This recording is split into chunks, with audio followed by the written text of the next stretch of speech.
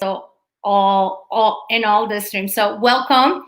Hello everyone and welcome. I'm Aura Vasquez. Welcome to another week of Aura Vasquez virtual town halls.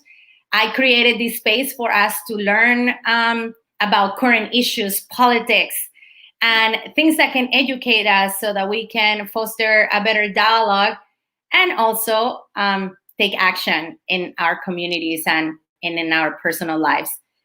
This is the second time, the second week that I'm hosting the Drug Policy Alliance, and I couldn't be more thrilled to have a panel of all women talking about harm reduction and legalization, cannabis, and other things that we're going to be discussing. We're going to be touching some topics that are really dear personally to my heart and to a lot of you. So please have your questions ready. Don't be shy. And we are very, very excited to see you today. So first, I want to welcome Janet Sanipatin from the Drug Policy Alliance. She is the very California State Director, and she's joining us both here on Facebook, YouTube, Twitter, and also here on Instagram. And for those of you that are watching on YouTube and that are also watching in other social media channels, I would like for you to help me welcome Stephanie Campos, and she is from the Homelessness Healthcare Center, and she's also going to be having a conversation with us. So for those of you that want to see the whole package and you are on Instagram, please join us on YouTube. You can go to the link in my bio or to any of my social media. But we have our stellar Janet here. So Janet, welcome. Yeah, I can hear you perfect. And for those of you out there, let us know if you can hear us fine. So I want to start first by asking you, how did you get to this work? And I want to also extend that question to Stephanie.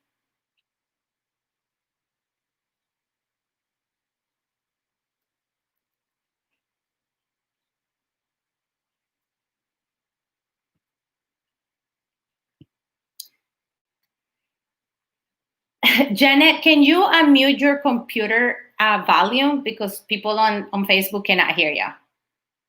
The same with you, Stephanie. I think you also muted.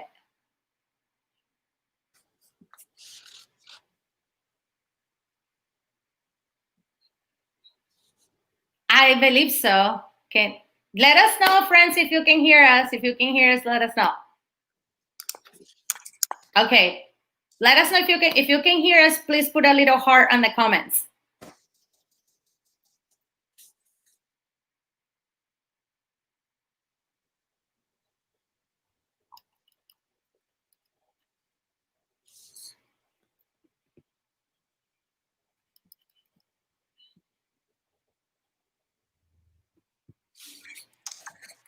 Janet, I think you're still muted.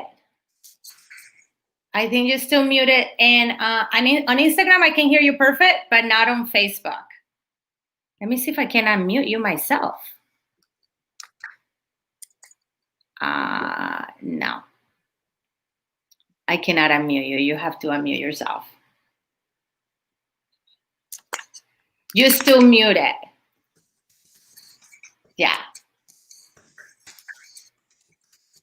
It's your computer. I think it's on the StreamYard. If you can see the little icon to unmute your mic. Okay. Is that better? Okay. Yay, we got it to work. Sorry. No, just too many buttons to deal with. No worries. So sorry. I apologize.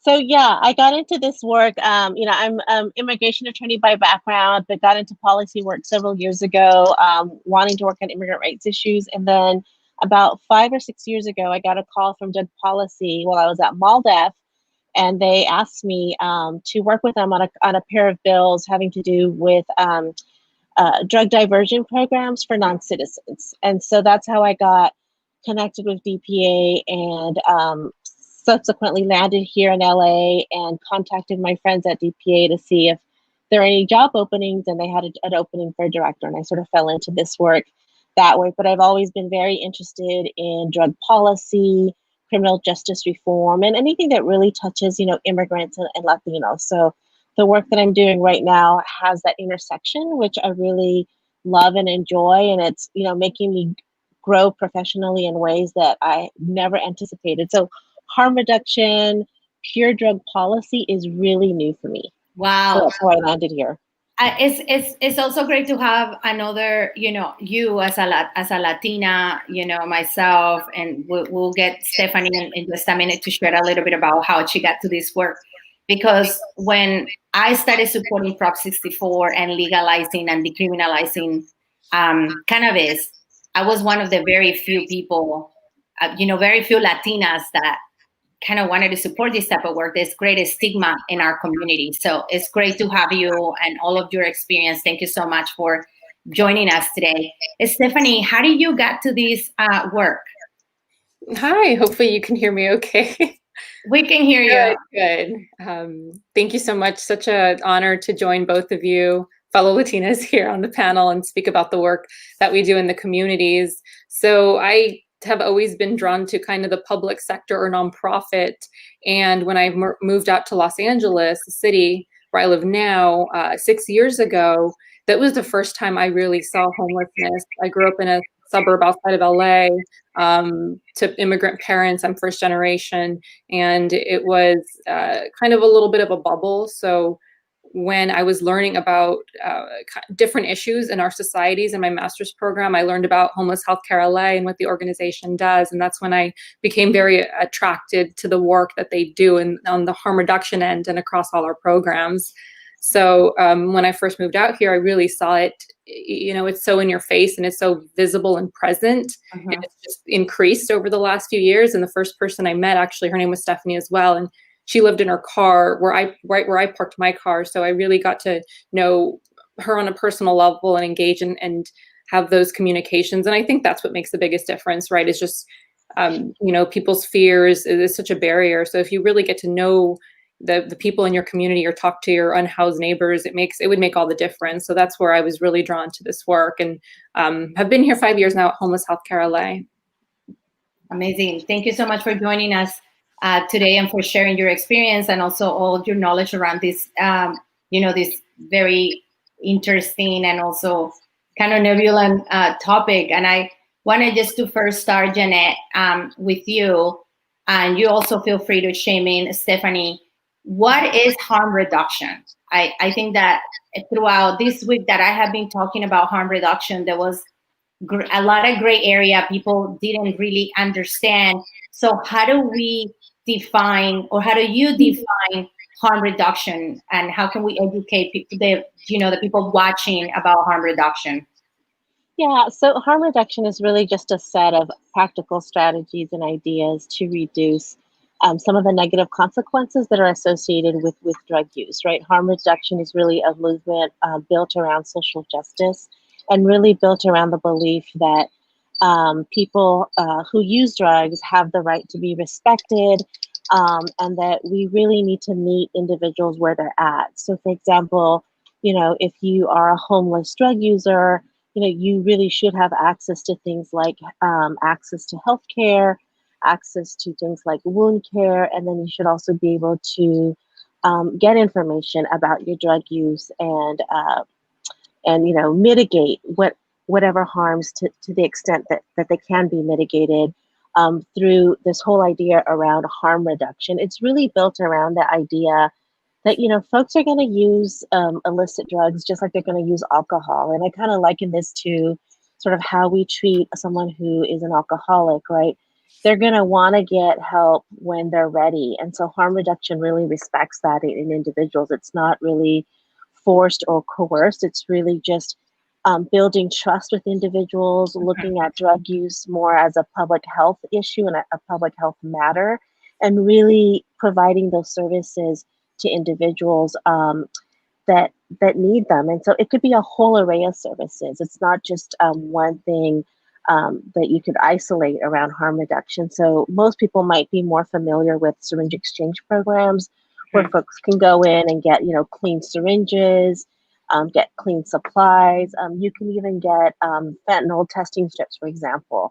and check your supply and make sure that there's no fentanyl or anything that's lethal in whatever it is you're using. And so, like I said, just going back to what I originally said, it's really just meeting people where they're at and providing them with those services, and really just respecting individuals' dignity and rights, because people who use drugs, definitely deserve our dignity and deserve to have their dignity preserved, as well as ensuring that they're treated just like everybody else. Thank you. And Stephanie, for you that work directly with the unhoused community, can you share what is harm reduction and how that is a part of your program also in your organization? Yeah, absolutely. I think Jeanette summed it up perfectly in terms of an overview of what harm reduction means.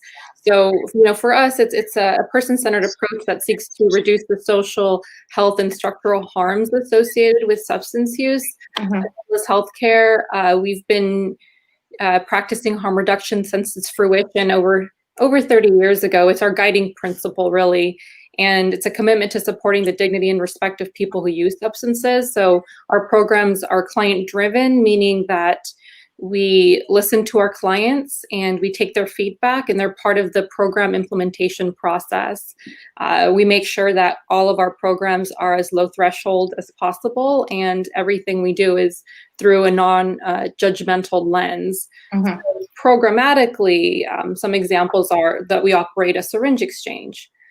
So Jeanette was describing kind of what that would look like, providing sterile syringes, safe for injection supplies, fentanyl testing strips. We also recently established a low threshold drop-in center inside of that site, and it's the first and only community center and drop-in access point designed specifically for people who use substances experiencing homelessness within Skid Row. So we're super excited to be able to do that. And then I oversee the Refresh spot. It's also in Skid Row. It's a hygiene center that does not have any sort of discrimination or barriers for entry. So it's very high volume. We see over 800 intakes every day out of that site because of the way it's designed programmatically. Nearly all of the 50 full-time hires to operate the site have lived experience, which is important to try to provide that workforce development community into the programs you're doing. So they're all designed to be non-punitive and destigmatizing, to serve as a firm counter to the social marginalization produced by decades worth of failed drug policies. Those are a few of the programs that are probably the most low threshold that we operate and practice harm reduction like at its very, very core. Got it. And as someone that, I personally believe that drugs should be legal, I firmly believe in the idea of harm reduction, simply because I think that people are gonna do drugs. We for far too long have been treating drug addiction as a crime and not as a disease. And we should be in the business of saving lives and helping people be, better and healthy.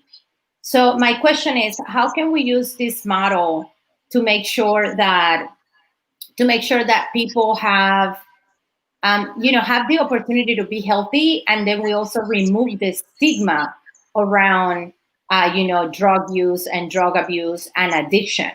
Because I feel that, and I can see it, some of it in the comments here on Instagram and in other places, where people are already saying, oh, are we going to make it more comfortable for people to get loaded?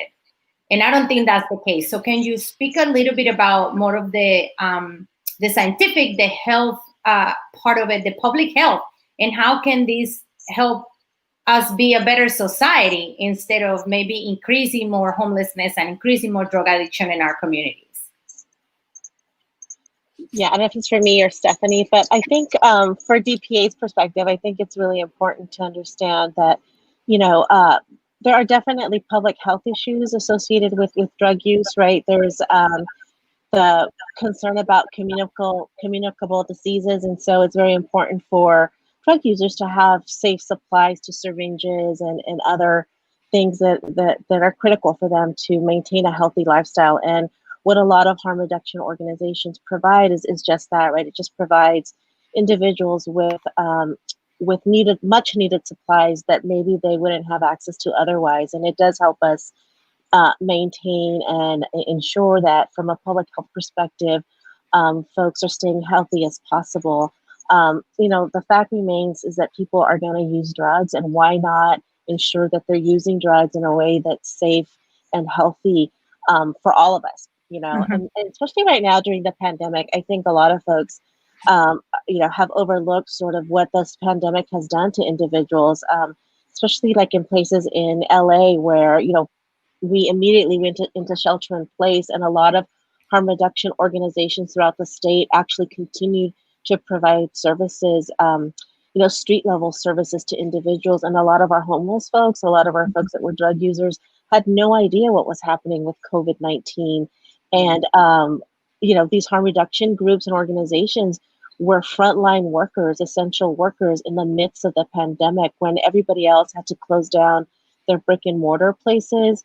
Harm reduction organizations really stepped up and provided access to hygiene kits for folks that were homeless, provided information and education around COVID-19, and even access to COVID-19 testing. And when we think of the pandemic as well, the other piece is that, harm reduction organizations and groups like HHCLA are able to provide a clinical healthcare setting for folks without the stigma, right? Because otherwise, individuals really do feel stigmatized going into just any normal brick and mortar healthcare settings. But harm reduction organizations really work hard to remove that stigma so that folks could get quality care as needed.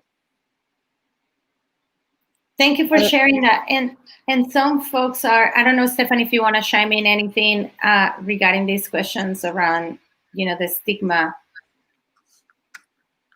Sure. So I do see a question here asking about if we've seen an increase in fentanyl being used in combination with other substances. So that is something we've been seeing just in general, the increase of fentanyl and opioids being used in conjunction, especially in Skid Row and then across LA. And in terms of the purposes of fentanyl strips, the idea is for people to know if their substances do have any amounts of fentanyl, and we typically educate our clients on how to use the test strips. So if they are using the test strips before they actually use, it helps them maybe change so they don't use as much or do a test shot. I was actually looking at our overdose rates report that we have every month out of our syringe exchange, and it was showing that all of the clients that did use the fentanyl strips were testing their supplies before injecting or before using, which is kind of what we advise to do as opposed to after. It's good to know either way, but we would rather have them test it prior to using, just so they know and can be, move forward a little bit safer accordingly. Thank you. And I guess I want to just return to the topic of what are some of the nuances that are happening right now with harm reduction, maybe some of the programs that you're working on, Janet, and the Drug Policy Alliance, and I guess they, apply to other places and other organizations. So if you can share with us what are some of the nuances of harm reduction today, what policies, programs, education we're developing so that we can make harm reduction more acceptable in our society and more accessible as well.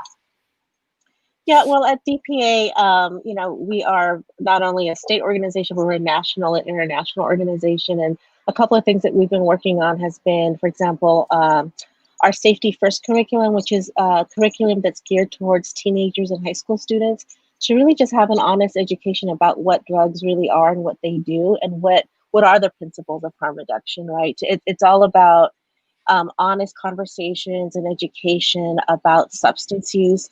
I grew up when we were just saying no to drugs, and that was just really was lacking on so many levels, from a cultural perspective, from a real day-to-day perspective about, what are the harms associated with drugs, or how do we educate our youth around drugs? So DPA really took a leap of faith, created this amazing curriculum that we've been using in different places throughout the country to just have these honest conversations with our children I have a 13-year-old and a 16-year-old, and one of the first questions I asked myself about before I took this job was, can I take this job and still be a mom and still talk about these issues and then have these conversations with my children? And I can, I'm able to have these honest conversations with my kids. And I think it's really important for people to understand that it's really about education, and especially from a Latino perspective. Yeah. We have to demystify the whole issue around drug use. Our community tends to just label folks about, ese marihuano, ese drogadito, but not really understanding like why people are turning to substances, or how can we help them if help is really what folks are asking for. And so I think it's a matter of just educating our youth, our community, our family members about some of these issues, and for Latinos, drug use is a big taboo issue, but I think it's a really important conversation. I've actually been surprised in my family. A lot of my family members really are in favor of decriminalization. And at first I was like, I'm not going to tell any of my tias or anybody that's, a generation above me about the work that I do, because I just can imagine what they're going to say. But I've been, shockingly surprised, especially because my family comes from all over Latin America. My family is primarily from Ecuador and El Salvador, and, they've been hit pretty hard by the war on drugs. And so just having an open conversation, I think, is really important. The other pieces that DPA has been working on has been around this whole issue around safe consumption sites. They're also known as overdose prevention centers. We had a bill here in California to authorize a safe consumption site, which is really a place where someone can go in, use their pre-obtained drugs under medical supervision. The whole point of these centers is really to prevent overdoses, but also, again, remove the stigma of drug use, give folks access to a healthcare setting, give them access to critical services that they need. And then when the individual is ready, when that trust has already been established, we can refer those individuals to counseling, mental health, or drug treatment if that's what they choose to do. And these centers really serve as a one-stop shop for individuals. In California, we're so famous about using one-stop shops for like enrolling, for example, kids that are on free lunch programs into Medi-Cal, right? And so if you think about safe consumption centers, it's sort of the same idea. It's once you get the person through the door, you can provide them with all the services that they're eligible for, and really just build that trust to get them to either to be safer in their drug use or to seek treatment if that's really what they want to do. Thank you for that. And I think you touched a couple of points, and folks in the comments have been also mentioning this. The war on drugs have been a failure. I personally was very affected by the war on drugs in my own country, in Colombia. A big reason why we came here was escaping the violence that the war on drugs brought. It doesn't address the issue of consumption in this country, which is, there's demand and there is supply. And on the first week of conversations with the Drug Policy Alliance, we talked about that. But it also criminalizes mostly people of color, Black and brown communities, because we're already targeted by police because of racial issues and systemic issues that are, inherent in our police force, and in the idea that, los marihuanos and all of the stigma, and also just the classification that we have got together, that the fact that we are the ones, people of color, Black and brown people, end up in jail at a higher rate than white people, where, I don't have the data right here in front of me, but white people oftentimes consume more of certain drugs than other, communities. So my question for Stephanie is, you work with our unsheltered community, our unhoused. How do you see these programs, education programs, project policies, like working, since you are like front line working with homeless folks in Los Angeles? So how do you see these policies and this educational part, and like reducing the stigma and making it harm reduction more accessible, beneficial for the community that you serve?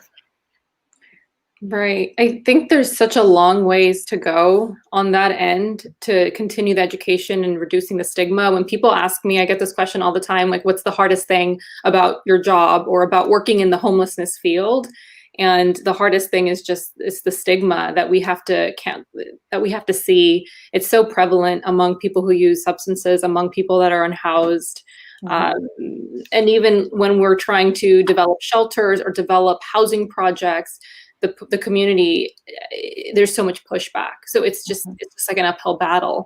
And that is something we're trying to do is create housing. And it's just always the NIMBY. It's not in my backyard. It's not that they will protest or there's so much pushback. People all want housing. They just don't really want to see it on their streets or want it in their communities, which is unfortunate because it's prevalent everywhere here. I will note, though, in terms of the policy end of things, I was referencing the Refresh Spot earlier, which is a program I run here. That's funded out of Mayor Garcetti's office.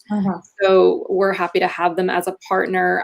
But I was saying before, the work is just so vast. The numbers keep increasing, especially within Skid Row and then just across. It's very visible in LA, at least. And then in other parts of the country, of course, it's an increasing issue. With the pandemic happening now, the numbers are reportedly projected to be even higher than we had anticipated prior because of that. So that's something we have to keep in mind and kind of prepare for and continue our campaign about battling the stigma. We have DPA as a partner, and we're happy to advocate with them. And we have been advocating for Assembly Bill 362 that Jeanette referenced about sanctioning these overdose prevention sites in certain jurisdictions for California. And we actually also partnered with a group called the Men's Home. They're based in Copenhagen, and they run the world's largest drug consumption site. It's called H17, and we've partnered with them for years. And they come work over here. We go over there. I'm supposed to be there now, but that got canceled because of COVID. They really provide that technical assistance and knowledge that know how to operate these sites. So we're glad to have them as a partner. And we just hope that we can, run one of these sooner than later because the need is there. They've been around in other parts of the world for decades and have shown to there hasn't been a single fatality in terms of overdoses at any of them, and there's no syringe kind of debris around. They don't increase crime in the area. So I think that's kind of a lot of the stigma and fear people have, and they decrease and this goes along also with needle exchanges. They decrease HIV rates, HCV rates, other communicable diseases. So there is that public health component is there. And it saves on public dollars in terms of the legal system and hospital visits. So it's just super, we're super ready for it here. So of course, a lot of work to do. I'm having a question here on Instagram and I don't see the full question. But it's something around when you have a family member that lives in the street, how can you admit him to recover or even introduce the conversation of like, hey, if you are having a drug addiction and you're struggling getting sober, you can go to a center where they offer harm reduction. So how can someone have that conversation with someone that is living on the street, or what are some of the things that family members can do to help them through harm reduction to start thinking about more long-term recovery? So on a broader scale, the sad reality is there really aren't enough residential treatment options locally here. So it's very limited. There's always a wait. People typically tend to prefer residential. We offer outpatient substance use treatment. MAT is one of the programs and services we offer. It stands for Medication for Assisted Treatment. It's basically a drug replacement therapy that allows people to utilize this prescription drug, and then it lets them wean off their opioid use. And so we do that right out of our syringe exchange. And it's not residential. However, there's a lot of people that are very interested in doing it. and going through that induction phase and then the maintenance component to follow. So I think historically the way methadone was stigmatized and continues to be, I think Matt is it's made a lot of strides towards not being as stigmatized, and it's now being more accepted and more broadly accepted. And, you know, when we offer our services to our clients, we let them know that this is just one of an array of kind of what they're looking to do. So it's not just like, oh, abstinence is the only goal we have. I mean, that if people wanted that's their goal, that's wonderful. But we understand, you know, within our treatments and our services that it's whatever the clients are looking for, and we want to just guide them and help them get to whatever their goal is, what they determine it to be. So with Matt, it's proven to be successful for a lot of people. It's kind of dependent on what people are looking to do, and also if they're ready to do that, because we all know that, you know, pushing people into treatment or treatment does not work. It just doesn't work that way, or else you know, things would be very different if they did. It's a struggle. Some folks on the comments are mentioning things like we need to just legalize drugs, because also prescription drugs, for example, which is not what we're talking about here. We're talking about illicit drugs, kill lots of people too, and they're prescribed by doctors and they're legal. So the Drug Policy Alliance, where in your campaigns are we working towards a world where we're going to have one day programs like in places like Amsterdam and in other places in the Netherlands, where drugs are basically legal and you just make it easy and you treat people that have drug addiction as people with a disease, not with a crime? Yeah, so Drug Policy Alliance is definitely looking at decriminalization efforts. We're looking at, for example, in Oregon right now, we have an initiative on the ballot. It's Initiative 40 that is going to be voted on this November to decriminalize drugs in Oregon. And one of the primary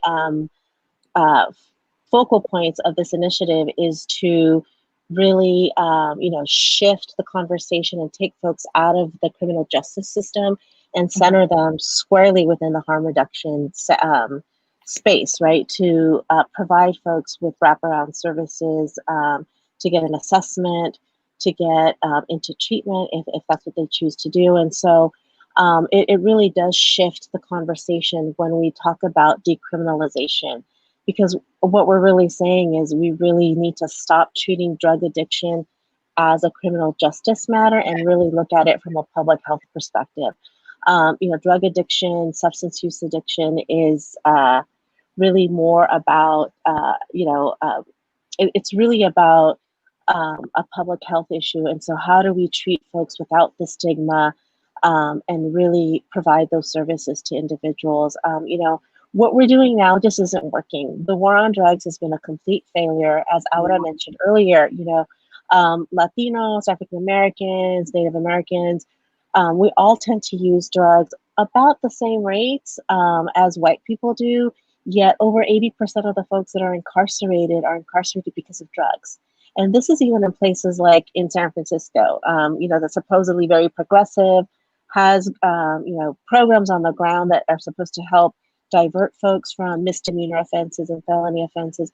We still have folks getting arrested all the time in places like San Francisco and LA. So it's really critical to start looking at, you know, what has mass incarceration done to our society and what role has the drug war played? It's played a huge role in it.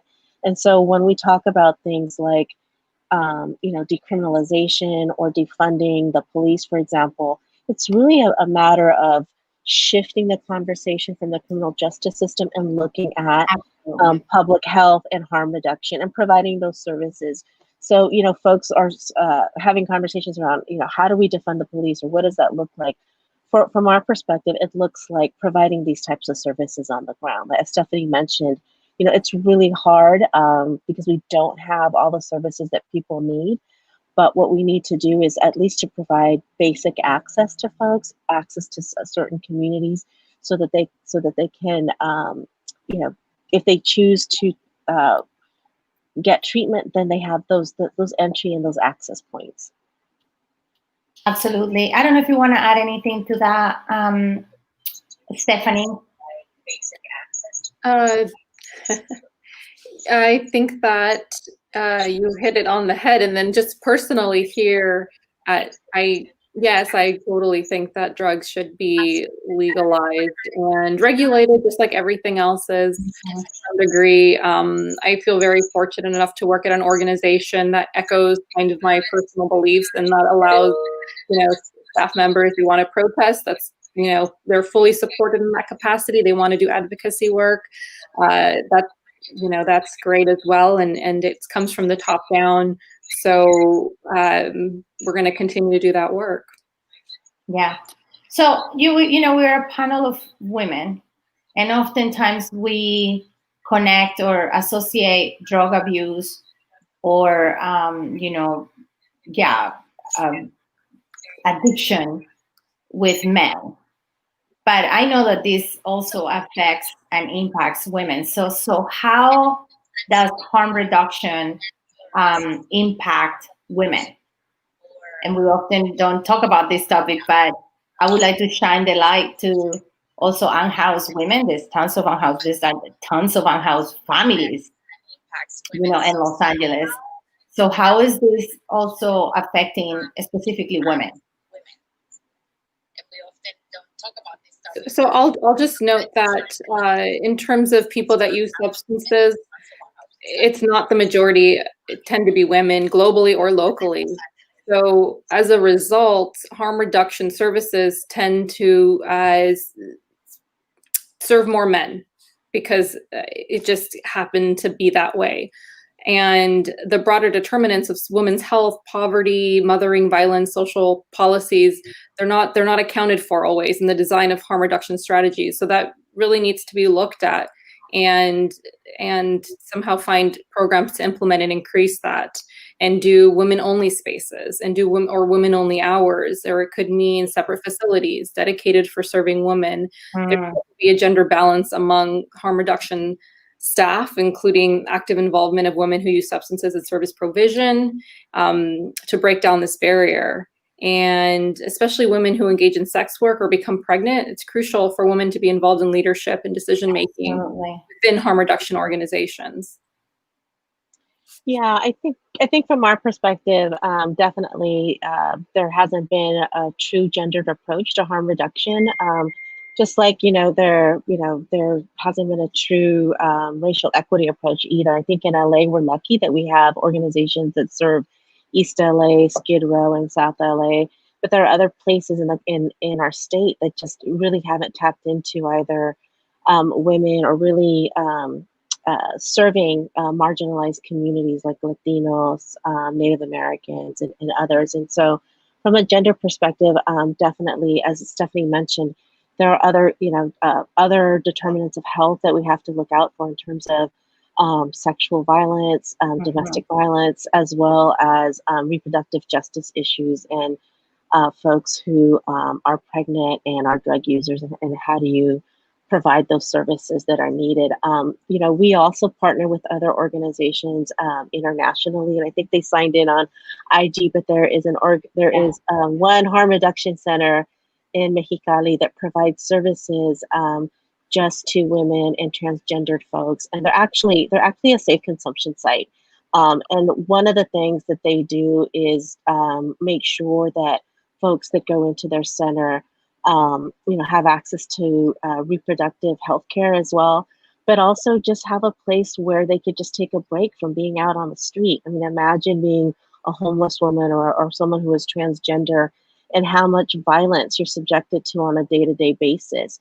So just as, Stephanie mentioned, their cooling off center, just having a space where people could provide some respite, could get together with other women and just have, just breathe for like an hour without being afraid about what's going to happen to them on the streets. I think it's really important. Not only do they provide healthcare services, but they also provide things that women need, like hygiene kits, access to feminine products, you name it.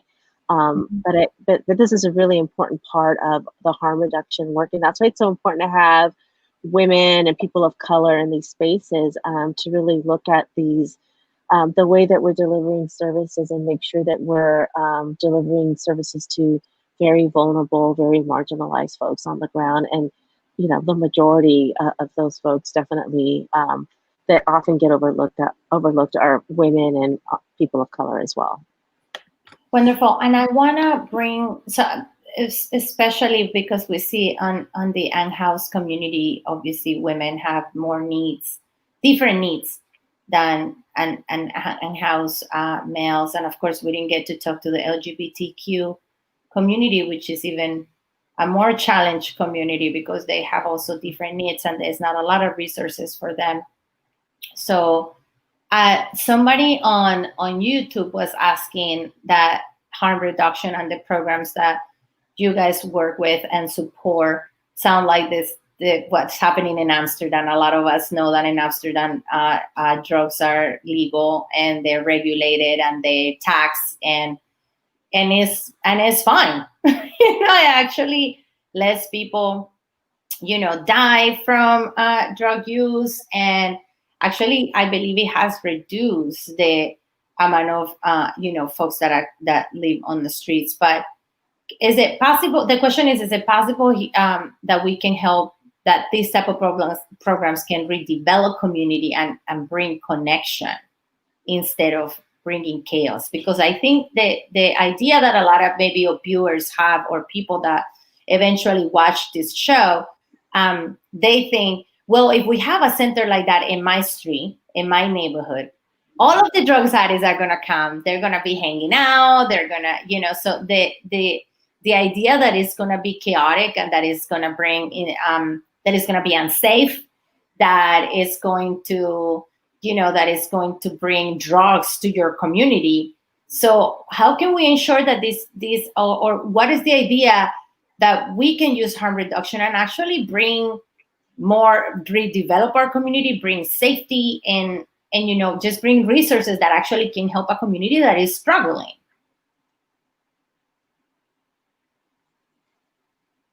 So either of you can kick it off, whichever wants to start. Yeah, I mean, I think I can start just with safe consumption sites, for example. There are 10 other countries in the world that have them. And, the US is still lagging way far behind all these other countries where they've implemented, overdose prevention centers or safe consumption sites. As Stephanie mentioned, they, have never lost a life. And so when you think about the implications of the opioid, the overdose crisis, and the number of folks that are going to be, that are overdosing right now, and we don't have a response.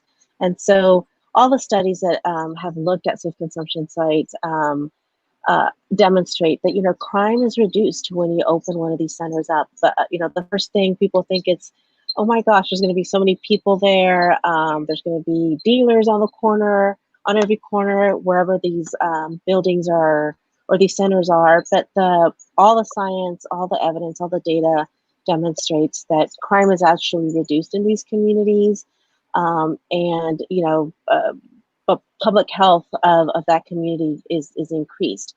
I think it's really important to understand that before a lot of these centers open, they definitely have to work with the community and the different stakeholders in place to educate them about what services they're providing, what the community actually needs, and how the community can actually improve by having one of these centers in their neighborhood. And so there's a lot of work that needs to happen in terms of education, but also just having conversations with critical stakeholders and businesses wherever one of these centers are brought up to scale. And so I think we've learned that lesson. There was a safe consumption site that wanted to open in Philadelphia, and they just didn't, they weren't able to have those conversations. And so we saw that there was some backlash at that center in particular. And I know Stephanie has more insight into this as well. Well, I have a couple thoughts. As you were asking the question, Auda and Jeanette, you were kind of chiming in.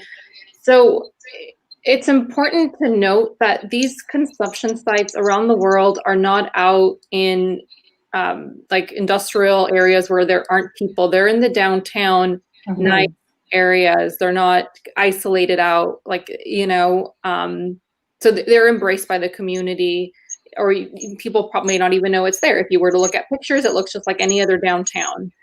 So I think it takes a community buy-in. Unfortunately, when we were creating drug laws in this country, we took the punitive approach as to where most of the places in Western Europe and in other parts where they have these, they looked at it like a public health concern and also like a medical concern and a need.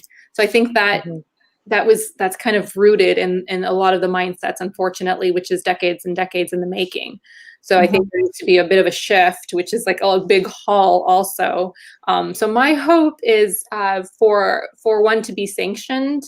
Yes, there might be outcries, but I think in time people will see the benefits and see that it's not going to create chaos, and hopefully start that movement where more will come to fruition. And then, I think it's just going to be a little bit slow here in the US just because of the mindset this kind of nation has when it comes to substance use. Yeah, I mean, we already see a lot of the backlash even when we try to open shelters for our unhoused community.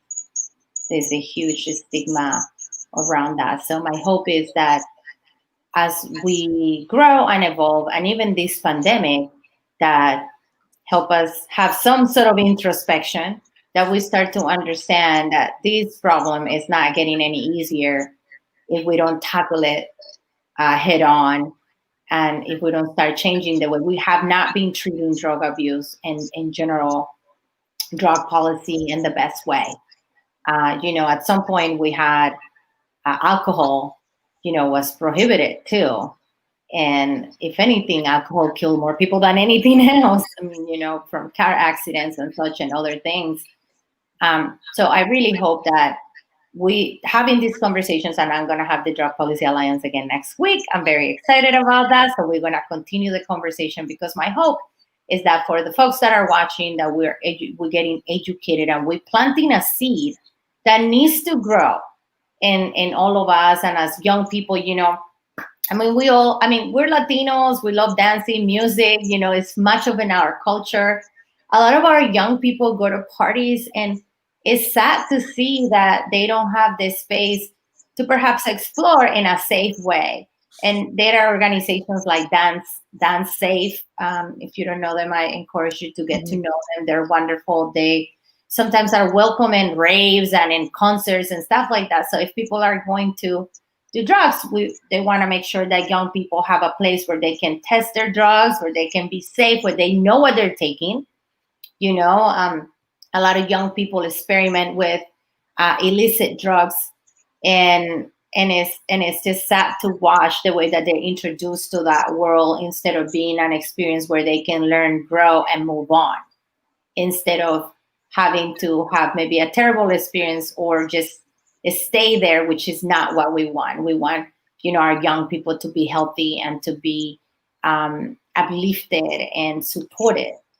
And that includes, you're a mom, Janet, so you can speak maybe a little more on this kind of maybe idea of how do we also include our young people in this harm reduction conversation at a young age.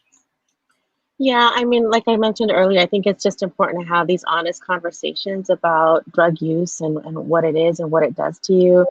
I'd rather be more educated about it than not know anything about it, right? Because at least it gets demystified for me. And I think for young people, it's really important that they know that there are harm reduction strategies out there. There's amazing work that's being done on the ground. There's a lot of young people that are doing work in the harm reduction space that really look at it from a completely different perspective than even my generation looks at it. And so I think it's a matter of just educating folks on the ground. It's doing a cultural shift, especially for communities like our immigrant communities, our Latino communities, our Native communities. But then it's also a cultural shift for the US, right? We know that in the US, there's so much stigma around drug use, around who are drug users and who gets arrested. But the reality is, in order to really address issues of unhoused and homelessness and issues that we're facing right now around racial inequity in our country and around mass incarceration, we have to look at these issues with a really with a really keen perspective and understand the interconnectedness between all of this, right?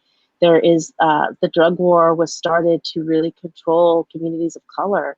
When you look at incarceration rates in California in the last 50 years, 50 years ago, it was predominantly white folks that were in jail and in prisons. And now it's my community, both male and female are behind bars. And so, we need to have an honest conversation. We need to look at strategies that we know are tried and tested and can work, and just understand that what we're doing is not working. We have to do something else. There's a lot of moms have gotten into this movement because they lost children. And I've heard a lot of moms say, if only my daughter or son had access to a harm reduction organization or even a safe consumption site, they'd be alive today. And so we got to start honoring people's lives and their dignities and look at this from a completely different perspective. Absolutely. Absolutely. We have just a few minutes, and I want to wrap up because I know Instagram definitely kicked us out after an hour. But I have one more question for you, and also just to wrap up, what is medical assisted treatment, and how is that part of harm reduction? So maybe we can take it very quickly. I don't know, Jen, Stephanie, you want to kick us off? Sure. Yeah, I touched a little bit on MAT, medication for assisted treatment, earlier, because it is something that we offer. It's basically a whole patient approach to treat substance use disorders using counseling and behavioral therapies. So it relieves withdrawal symptoms and psychological cravings that cause chemical imbalances in the body, and provides a safe and controlled level of medication to help mitigate the use or longing for an opioid. In a nutshell. So that is what MAT is. I don't know if you want to add anything. And then also so what we use at our site is Suboxone, Subutex, buprenorphine. So if some of you may have heard those, that's MAT. So you can kind of connect those two. Okay. Well, thank you so much for sharing. And what are some of the things, like how can people learn more about this topic? Where can they find you? How can they maybe join an advocacy effort that you might have to continue supporting more harm reduction programs in our community? Stephanie, do you want to go first? Sure. Sorry, I wasn't sure if it was. So more information is at hhcla.org. I would love to give out my contact information. Also, I chair the LA Overdose Prevention Task Force. So when Jeanette was speaking earlier about mothers who lost loved ones or a child, we have a lot of those mothers and parents coming into that group. And I just want to say that we're strong advocates of naloxone distribution. So if anyone ever needs any, we are happy to give it to you and train you on it. It reverses. If you put the address and the information, I can put it in the comments so people can live there forever. Jeanette, how can we find more information about the Drug Policy Alliance, and how can we join your efforts and your campaigns? Yeah, so we're at drugpolicy.org. Sign up for our newsletter. I'll put up my information as well. We do state level policy as well as local policy here in LA. We've been doing some really great work at the local level around harm reduction and pushing policies that we think are going to create this alternative system of incarceration, that really follows this whole care first, jails last model. And so we're in a lot of different spaces, but definitely welcome opportunities to work with everyone out there. And I just wanted to give a shout out to Stephanie too. We've been partnering up with HHCLA for about 1.5 years now, and it's a great partnership. And as you can see, Stephanie's a superstar out there. And so we just really appreciate being able to have this forum and share it with you, Aura, as well. Thank you so much for inviting us. This has been a wonderful opportunity. Of course, it's like I said, this is an issue that is very close to my heart, and it's been my pleasure to bring this to my community and to a broader community of folks that need to learn more about legalization, decriminalization, defunding the police, and investing in programs like harm reduction, for example. So as we all start thinking about, we've been very supportive of Black Lives Matters and such. So these are some of the programs that we actually need in our communities, instead of criminalizing folks that are sick with with drug abuse. So thank you so much. I posted, Stephanie, your your organization's website and your email so that folks can continue contacting you and supporting your work. I couldn't be more excited to have the Drug Policy Alliance back next week. So for those of you that watched last week and this week, we will have one more time, the Drug Policy Alliance, speaking about some other interesting topic at 6 p.m. next Wednesday. So ladies, thank you so much. I'm seeing so many hearts and like love in the comments. So thank you so much for all the work that you do. As we know, this isn't easy, and especially as you know, in our own culture, it can be quite difficult to advocate for something that is so unorthodox. So I really commend you, and let us know, and you know, the broader community here of my virtual town halls that are, you know, involved. How can we support you? Great, thank you again. Of course. So thank you so much, ladies. And I'm posting in the comments all of the information, and for all of you on Instagram that couldn't see it, no big deal. You can watch it on YouTube when you have a moment, and you can see Stephanie's information there. So thank you so much for joining. Thank you.